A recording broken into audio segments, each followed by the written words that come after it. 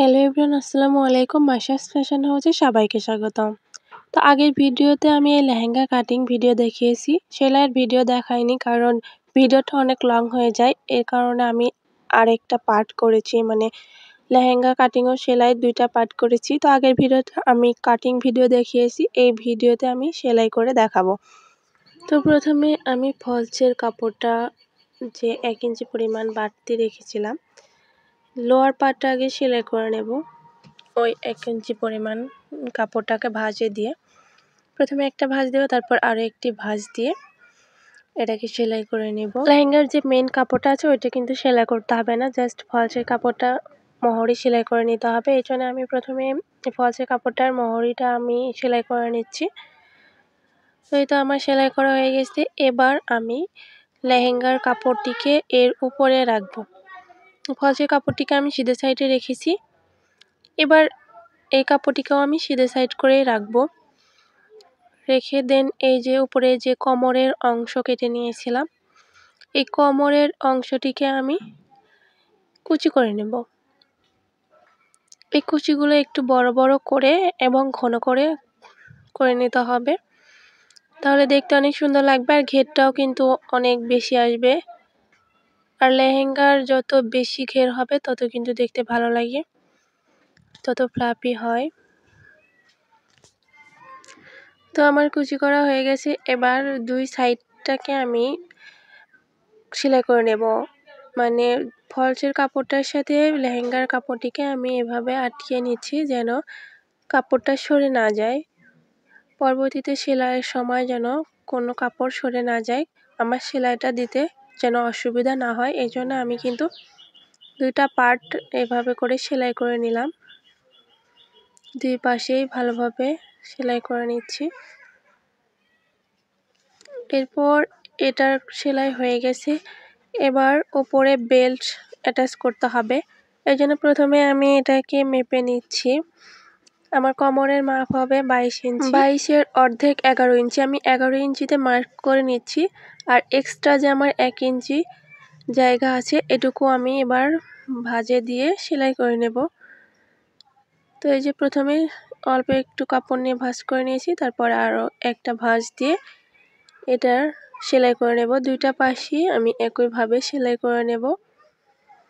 দুইটা পাশেই কিন্তু আমি 1 ইঞ্চি পরিমাণ বাড়তি কাপড় রেখেছিলাম, ওইটার মোহরে আমি সেলাই করে নিচ্ছি।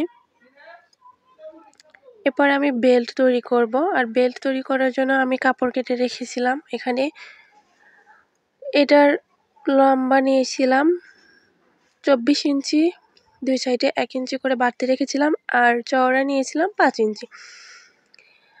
এটা কিন্তু লেহেঙ্গার কাপড়টার সাথে আমি নিচে ফলসের কাপড়ও অ্যাড করে দিয়েছি, যেহেতু মেন কাপড়টা অনেক পাতলা এই জন্য আমি নিচে ফলস অ্যাটাচ করে দিয়েছি। আর ফলসের কাপড় আর লেহেঙ্গার মেন কাপড়টার সাথে আমি এভাবে সেলাই করে নিলাম, চতুর্দিকে কিন্তু সেলাই করে নিলাম।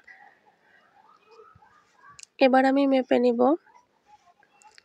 এই যে এটা কিন্তু ভাঁজে দেওয়া আছে, 11 ইঞ্চিতে আমি মার্ক করে নিলাম, আর বাড়তি যে 1 ইঞ্চি কাপড় আছে এটার আমি মহড়া সেলাই করে নেব। ওই যে দেখতে পাচ্ছেন আমি এরকম করে সেলাই করে নেব। দুইটা পাশেই আমি একইভাবে ভাঁজে দিয়ে সেলাই করে নেব।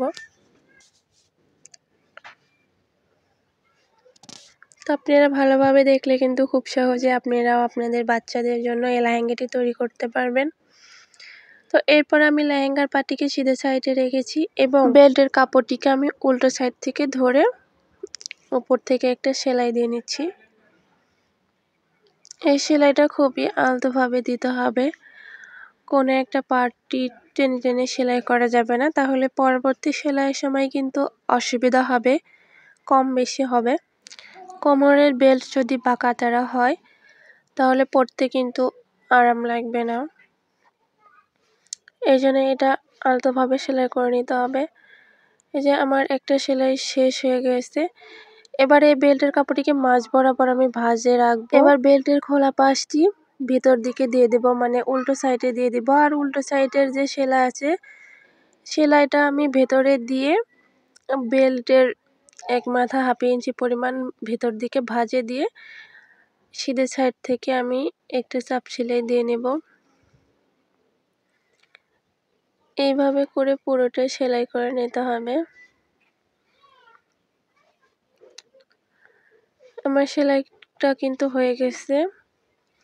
এবার বেল্টের নিচ থেকে আরও হাফ ইঞ্চি পরিমাণ খোলা রেখে তারপরে সেলাইটা শুরু করতে হবে।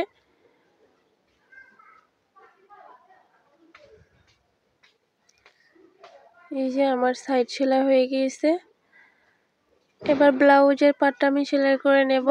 এখানে আমি ফলসের কাপড়ের উপর জর্জেট কাপড়টিকে উল্টো সাইড করে রেখেছি। এবার আর্মহোল থেকে শুরু করে গলা ঘিরে এপাশের আর্মহোল সহ আমি সেলাই করে নেব। এখানে হাফ ইঞ্চির মতো বাড়তি রেখে দেন সেলাইটা করে নেব। শোল্ডার সহ পুরো গলাটা ঘিরে এখানে সেলাইটা করে নিতে হবে।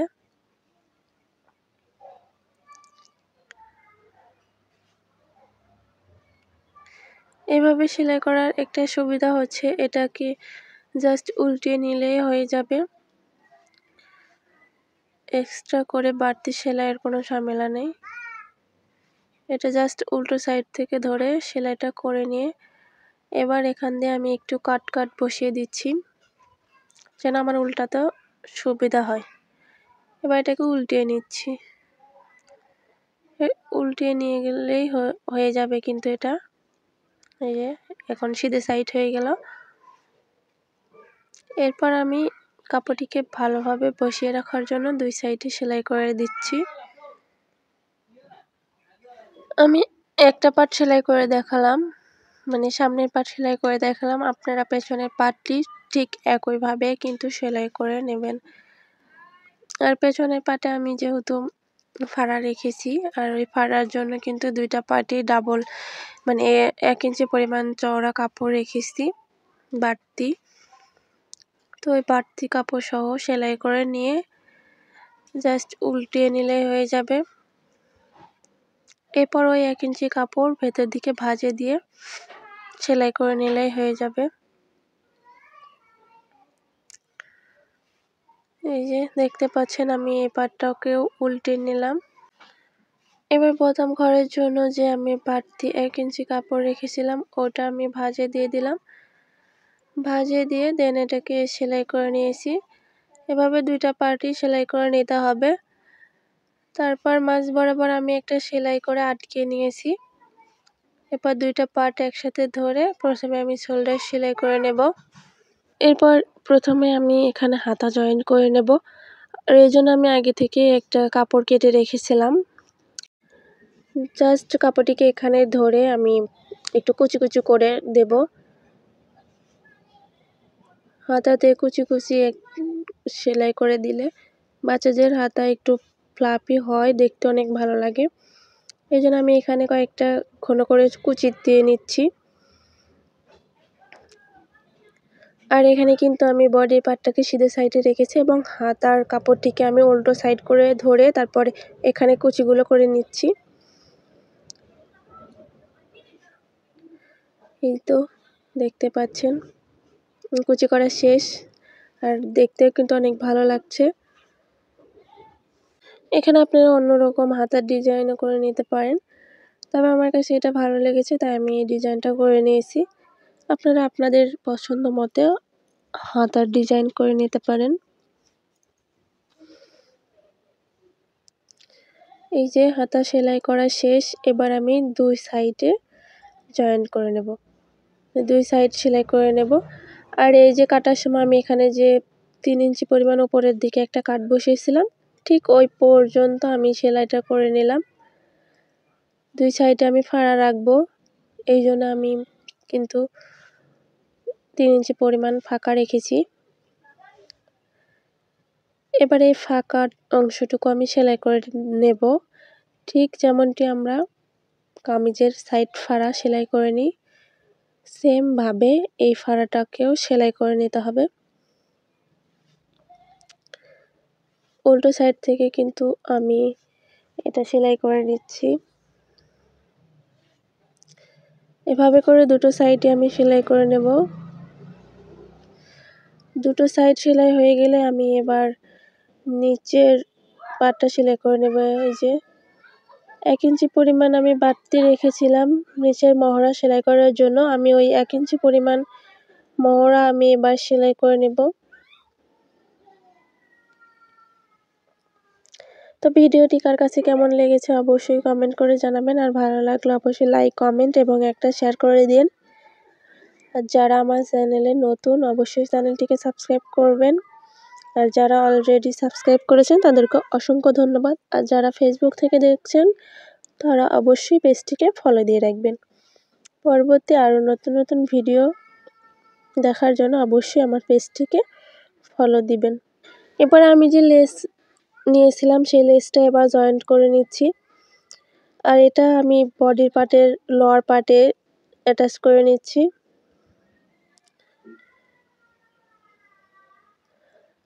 আমি এই লেসটা শুধু নিচের অংশটাতেই জয়েন্ট করে নিয়েছি। এখানে দেখতে অনেক ফাঁকা ফাঁকা লাগছিল, তাই আমি এখানে লেসটা বসিয়ে দিয়েছি, আর লেস দেওয়ার কারণে কিন্তু আরও বেশি সুন্দর লাগছে। তো ধন্যবাদ সবাইকে ভিডিওটি দেখার জন্য। এরকম ভিডিও পেতে অবশ্যই আমার চ্যানেলটিকে সাবস্ক্রাইব করে রাখবেন। আল্লাহ হাফেজ।